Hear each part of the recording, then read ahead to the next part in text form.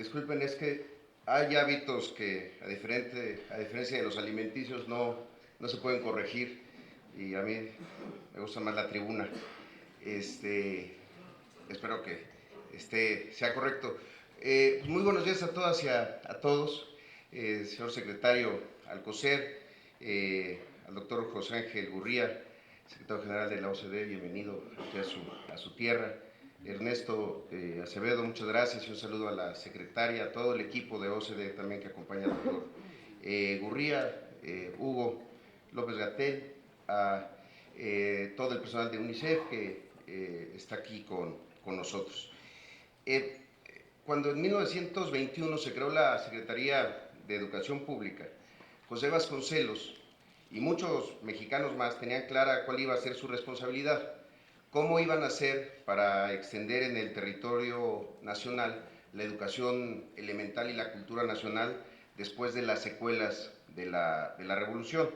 Y cuando se identificó al enemigo, que era específicamente la incapacidad de leer y de escribir como causa de los problemas sociales de México, se tomaron decisiones de Estado, decisiones que cambiaron realmente el rostro y el rumbo de México, y era erradicar por completo el analfabetismo en nuestro país. Ahí está la historia de las misiones culturales y el gran esfuerzo que se hizo en ese sentido. Y las palabras de Vasconcelos lo dejan claro y dejan clara la intención y dejan claro el propósito. Decía él, los países en vísperas de guerra llaman al servicio militar a todos los habitantes. La campaña que nos proponemos emprender es más importante que muchas guerras. Y yo creo que estamos en una situación más o menos similar. Y las palabras son poderosas y las palabras hay que tener cuidado con ellas. Y sobre todo, hay que tener cuidado con la palabra guerra. Muchas veces en las campañas políticas se habla de guerras y ahí no hay guerra, porque ahí no hay enemigos, hay adversarios. Esa no es una guerra. Tampoco contra el crimen organizado. Fue una desgracia hablar de guerra ahí. Pero al hablar de sobrepeso, al hablar de obesidad, al hablar de diabetes, el Estado mexicano sí está librando una guerra diaria. Y hoy, hay que reconocerlo, es una guerra que vamos perdiendo. De otra manera, no podríamos pensar en decisiones de Estado. Y hablo de guerra porque los enemigos son mortales, porque somos el segundo país con más sobrepeso, con más obesidad y porque esta terrible triada está impidiendo el desarrollo y el bienestar de México y como lo veía yo en un papel que tenía el doctor Gurría y que le estaba yo copiando, nos está matando. El país que menos años le quita el sobrepeso de la OCDE es Japón. Allá les quita un año. A nosotros nos quita 4 años de vida. Entonces, pues entonces sí es una guerra. También lo es cuando se pierden más de 400 millones de horas laborables por diabetes asociada, lo que equivale a 184,000 empleos de tiempo completo, cuando tenemos la necesidad de seguir generando bienestar, desarrollo y crecimiento.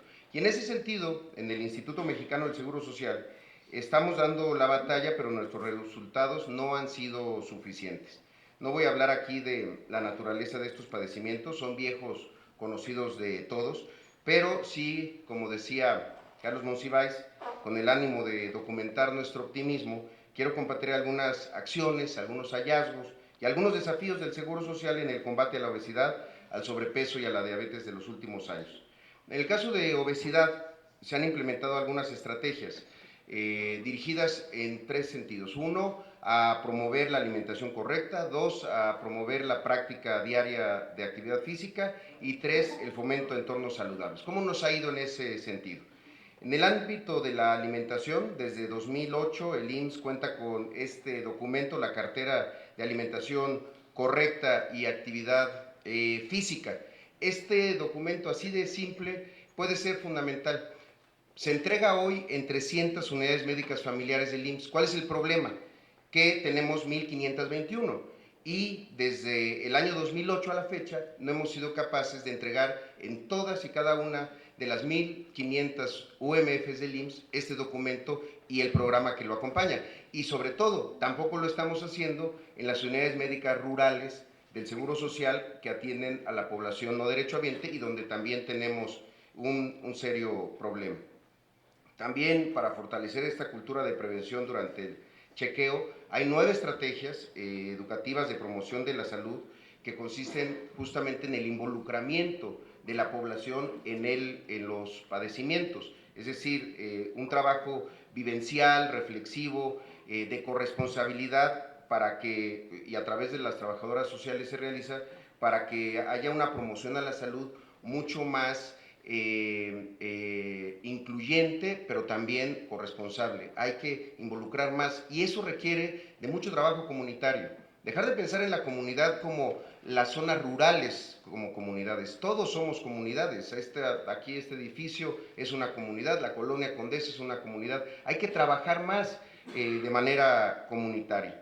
En ese sentido también se tiene la estrategia de Aprendiendo a Comer Bien, para atender de manera anticipada la educación nutricional en el primer nivel de salud y en particular en escuelas y en universidades. Al corte del primer trimestre del 2019 se han realizado 479,000 chequeos. Desde 2004 se han realizado un poco más de 6 millones. Parecieran muchos, pero otra vez para las dimensiones del Seguro Social siguen siendo insuficientes. También quisiera comentar que el Seguro Social se ha sumado a la estrategia de la Secretaría de Salud y a la de la Secretaría de Educación Pública en salud escolar con el programa Por un Peso Saludable, que incluye la apertura de instalaciones deportivas en escuelas, la impartición de talleres, sesiones educativas, campañas, eventos de alimentación saludable, de activación física y de habilidades socioeconómicas. También déjenme comentarles un dato, y hablo de muchas cosas que empezaron en el Seguro Social hace varios años. En 2009 se estableció una política en el IMSS de venta exclusiva de alimentos y bebidas saludables en inmuebles institucionales del seguro. Y se decía mucho, no podíamos ser candil de la calle, oscuridad de la casa. Esto fue un verdadero fracaso, porque en muchas instalaciones del Seguro Social, en los centros médicos, en UMAES, en hospitales, en centros vacacionales, están adentro muchas tiendas de conveniencia pues, que venden productos que no tienen nada que ver con estos alimentos y bebidas saludables. Pero déjenme decirles que esto se va a terminar. El 31 de diciembre fue el último día que hubo abierta una tienda de conveniencia, no voy a decir su nombre porque es Oxxo, pero a partir del 31 de diciembre está cerrada y vamos a empezar un proyecto de tiendas saludables en estos lugares. Y un caso que me parece muy importante destacar, sobre todo por estos hallazgos de UNICEF, que es el tema de las guarderías. Ahí la alimentación que reciben los niños cumple con estándares saludables conforme a las recomendaciones de médicos y de nutriólogos. Y en 2016 se eliminó de todas las guarderías el consumo de azúcar agregada y de productos industrializados y se incluyeron granos integrales, frutas y verduras de temporada. A mí me parece que ahí, y sobre todo por el último punto, sobre estar generando información y estarla procesando es bien importante, porque el impacto de esta formación de hábitos de alimentación desde la edad más temprana, creemos que se puede convertir en un predictor de niños sin obesidad y tenemos que estar estudiando y darles seguimiento ya cuando salen de la guardería y entran a los primeros años de educación. También, en cuanto a las acciones que realiza el IMSS en el cuidado de diabetes, la atención de este padecimiento representó el 64% de los motivos de consulta en un año. Es de verdad impresionante, porque efectivamente fue un cambio, pasamos de estas enfermedades transmisibles pues a las no transmisibles. Durante 2017 se otorgaron 14.5 millones de consultas para atender a derechohabientes con diabetes en unidades de medicina familiar y casi 600,000 en hospitales de especialidad para atender complicaciones y diversas secuelas de enfermedad, tales como ceguera, insuficiencia renal, infarto al miocardio, accidente cardiovascular y la amputación de extremidades inferiores, entre muchas otras. Además, pues todo el trabajo que hace para evitar que la diabetes provoque complicaciones sistémicas entre los derechohabientes que la padecen. En 2019 se logró que el control glucémico de los pacientes fuera del 55%, lo cual está ayudando a disminuir la probabilidad de presentar complicaciones agudas y crónicas. Y para fortalecer también las acciones de promoción a la salud, está la estrategia educativa Yo Puedo, que durante 2019 capacitó a 84,900 personas en 4,114 cursos. En ambos casos, en diabetes, en obesidad, en sobrepeso, sí quiero decirlo, hay esfuerzos, esfuerzos que involucran a miles de personas en el seguro social. Yo no demerito ese esfuerzo, lo reconozco, pero tenemos que reconocer que hay cosas que no han funcionado bien y que tenemos que hacer muchísimo mejor. De verdad, creo que sería un gran error empezar el año con un tono triunfalista, cuando tenemos justo información y evidencia de que está pasando lo contrario. Déjenme darles solo algunos datos. La prevalencia de obesidad en nuestros derechohabientes continúa aumentando. Alcanza casi la mitad de las mujeres con una prevalencia de 42,8% de todas las derechohabientes del Seguro Social. En el caso de hombres es de 36,8%. Y los datos nos revelan que los diabéticos pierden en promedio 80 días laborales con un mínimo de 3 y un máximo de 626 días laborales de incapacidad. Si bien la incidencia de mortalidad por diabetes mellitus en derechohabientes en los últimos 20 años ha disminuido de 128 a 116 muertes por cada 100,000 personas, de 1998 a 2017, los resultados aún no son suficientes, aunque sean mejores entre la población no derechohabiente, en donde las muertes han incrementado a causa de este padecimiento. Estaban en 185 decesos por cada 100,000 personas durante el mismo periodo, es decir, 128 en el Seguro Social, 185, pero nosotros no somos ajenos porque al final de cuentas por nuestro sistema, muchos de ellos pudieron haber sido derechohabientes del Seguro Social. Entonces, es la misma población, no estamos hablando de universos en ese sentido distintos. La afectación a la productividad es también exactamente la misma.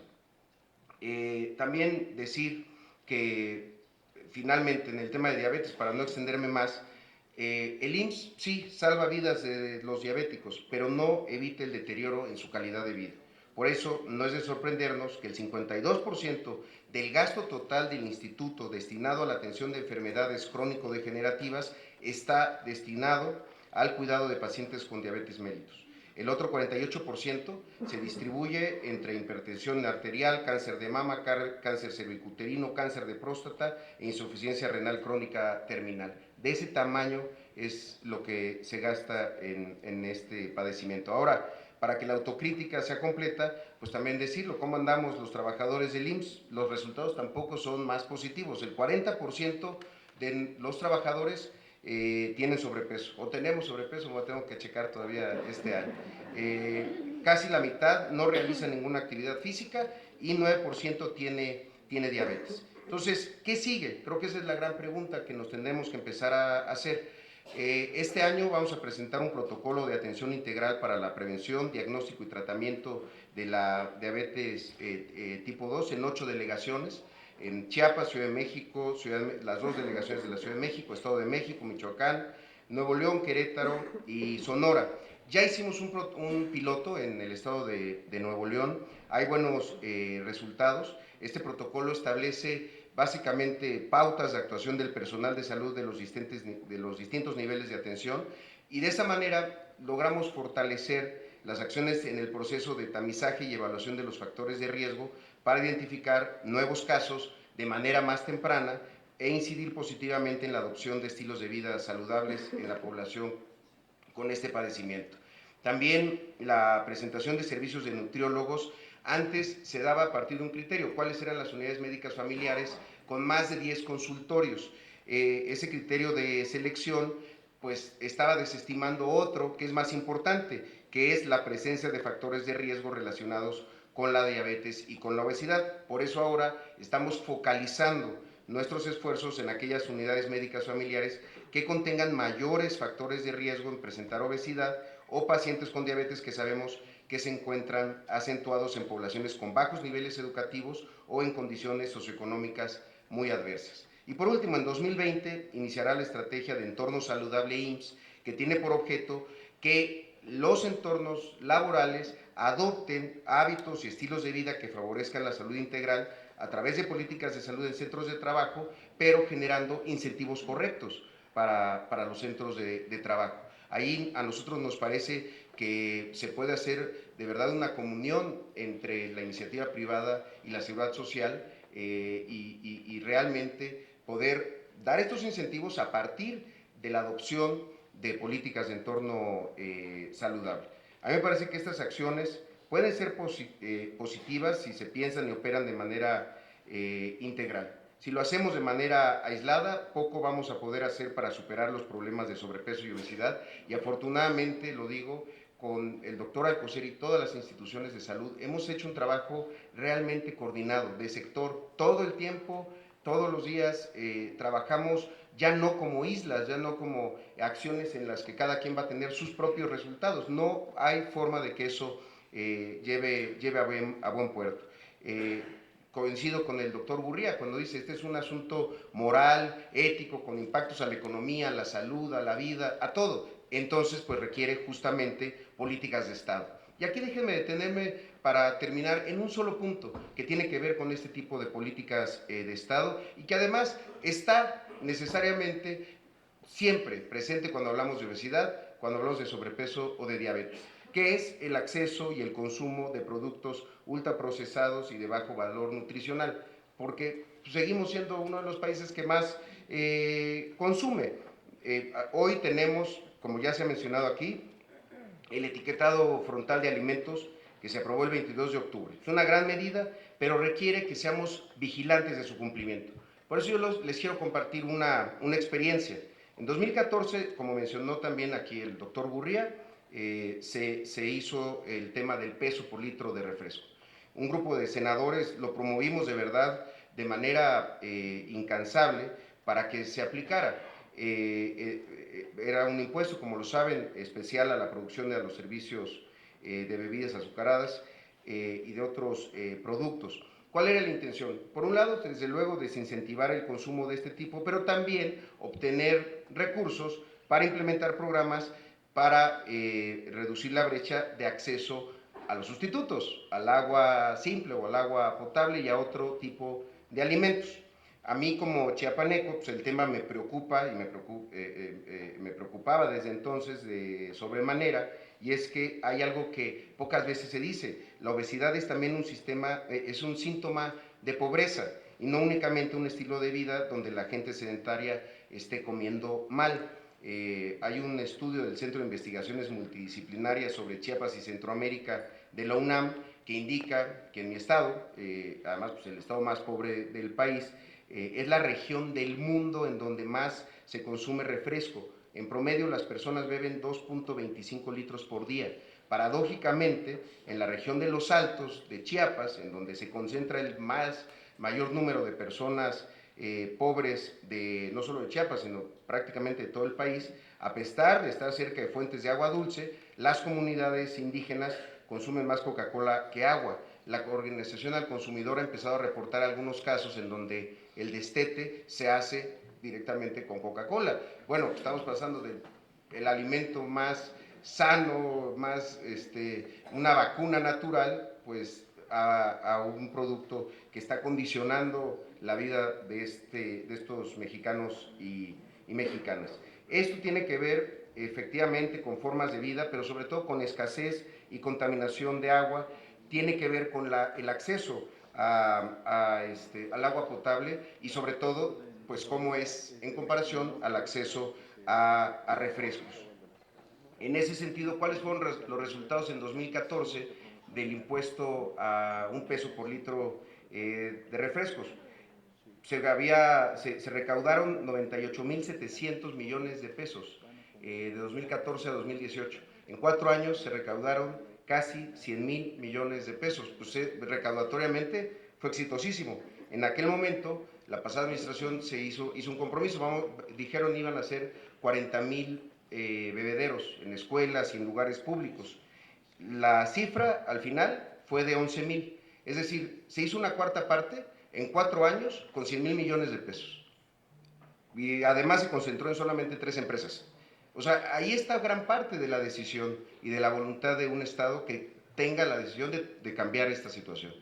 Porque hubo recursos, hubo tiempo para hacerlo, pero no había quizá una verdadera voluntad. Un bebedero, pues, solo para que lo sepan, cuesta entre 12,000 y 40,000 pesos.